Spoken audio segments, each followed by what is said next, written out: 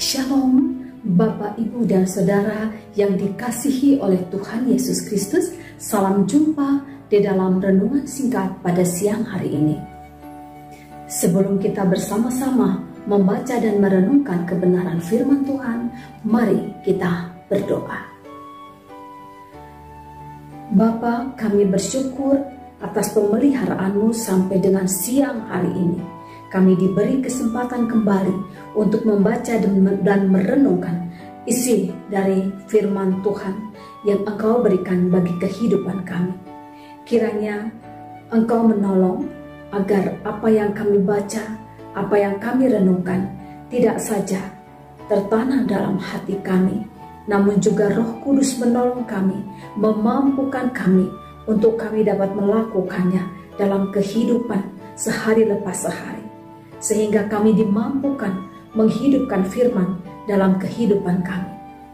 Dengan demikian, kami dapat mempermuliakan nama Tuhan, dan Tuhan semakin ditinggikan di dalam kehidupan kami. Terima kasih Bapa di surga, hanya kepadamu kami berdoa, kami bersyukur, dan kami memohon di dalam nama Putramu, Yesus Kristus. Amin. Bapak, Ibu, dan Saudara, tema renungan singkat pada siang hari ini yaitu bertolong-tolonglah. Dan kita akan bersama-sama membaca bagian dari firman Tuhan, yaitu dari kitab Galatia 6 ayat yang kedua, yang berbunyi, bertolong-tolonganlah menanggung bebanmu, demikianlah kamu memenuhi hukum Kristus. Bapak, Ibu, dan Saudara yang terkasih, melalui ayat ini kita mendapati ada perintah Tuhan yang mengandung makna sangat besar di dalamnya. Perintahnya adalah agar kita bertolong-tolongan sebagai bagian dari pemenuhan hukum Kristus. Kata bertolong-tolonganlah merupakan suatu tindakan, perbuatan, atau kegiatan yang dilakukan bukan oleh satu orang, tetapi bisa saja 2, 3, 4, atau dengan begitu banyak orang di dalamnya. Bapak, Ibu, dan Saudara, sejak semula kita manusia diciptakan oleh Tuhan Allah terikat satu dengan yang lainnya. Dan sebagai makhluk sosial, maka kita diciptakan untuk hidup dalam sebuah komunitas. Mari kita bersama-sama membuka firman Tuhan dari kitab Kejadian pasal yang kedua ayat yang ke-18 yang berbunyi, Tuhan Allah berfirman, tidak baik kalau manusia itu seorang diri saja. Aku akan menjadikan penolong baginya yang sepadan dengan dia. Bapak, Ibu, hal pertama yang Allah katakan di Taman Eden adalah tidak baik kalau manusia itu seorang diri saja.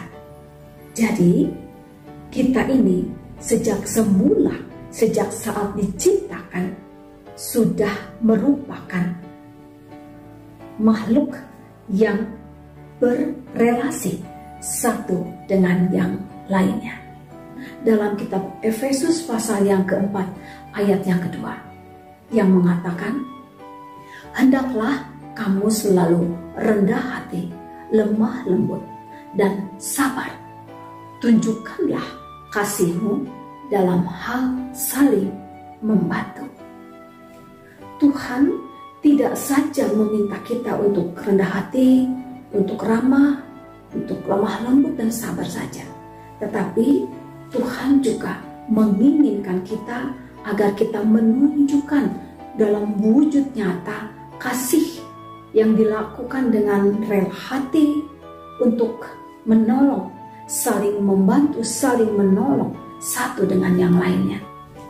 Dalam masa pandemi yang kita jalani hampir 3 tahun ini, tidak bisa kita pungkiri bahwa begitu banyak orang yang terdampak dan membutuhkan pertolongan kita.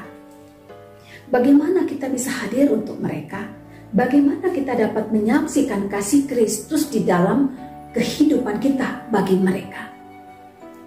Bila kita hanya memiliki kerinduan untuk membantu, maka menjadi sia-sia. Kerinduan untuk membantu selayaknya lah dibarengi dengan tindakan nyata, membantu mereka dengan rela hati, dengan penuh kasih. Kita menolong, kita membantu sahabat, teman, saudara-saudara, siapapun yang terdampak dalam pandemi ini. Sebagai wujud nyata kasih Kristus yang ada dalam diri kita. Dan kita melakukan semuanya tanpa maksud apa-apa. Bukan untuk menjadi suatu pujian, menjadi suatu hal yang membuat kita tenar di sosmed, membuat kita berharap bahwa kita akan mendapatkan balasan di dalamnya. Tidak, Bapak Ibu. Sebagaimana dikatakan dalam Efesus tadi, agar kita rendah hati, agar kita lemah lembut, sabar, dan menunjukkan kasih kita dalam hal membantu, maka selayaknya lah kita melakukan dengan hati yang tulus, membantu sesama kita. Bapak Ibu, dalam melakukan perbuatan bertolong-tolongan, saling menolong, saling membantu, di dalamnya kita menjadi bagian dari orang percaya yang melakukan perintah Tuhan. Sebagaimana pesan kasih Yesus dalam kitab Yohanes pasal 13 ayat yang ke-34 yang mengatakan, "Aku memberikan perintah baru kepadamu, yaitu supaya kamu saling mengasihi, sama seperti aku telah mengasihi kamu, demikian pula kamu harus saling mengasihi."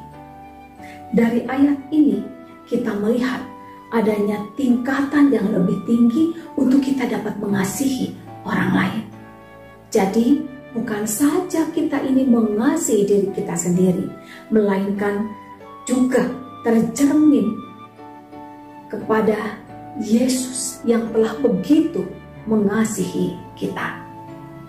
Bila hati kita dipenuhi dengan kasih yang berasal daripada Kristus, maka kita akan menjadi gelisah saat mendapati orang-orang yang membutuhkan pertolongan, membutuhkan bantuan. Sebaliknya, hati kita akan menjadi sangat bahagia luar biasa ketika kita dapat berbuat sesuatu untuk menolong orang lain yang membutuhkan. Karena kasih Yesus yang hidup dalam diri kita. Bapak, Ibu, dan Saudara yang terkasih, kita tidak pernah tahu kapan pandemi akan berakhir.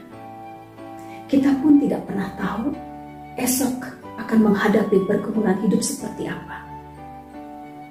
Dan kapan pergumulan hidup saya akan berakhir.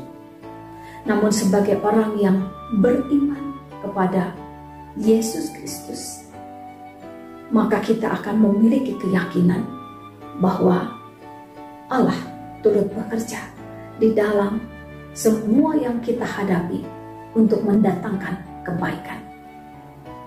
Jadi, marilah kita bersimpati dan marilah kita berempati terhadap saudara-saudara kita yang sedang menghadapi kesulitan, kesusahan hidup dengan perbuatan nyata seperti yang telah diteladankan oleh Tuhan Yesus yang telah memberikan dirinya di kayu salib sampai mati di sana hanya demi untuk menebus dosa kita, manusia yang berdosa.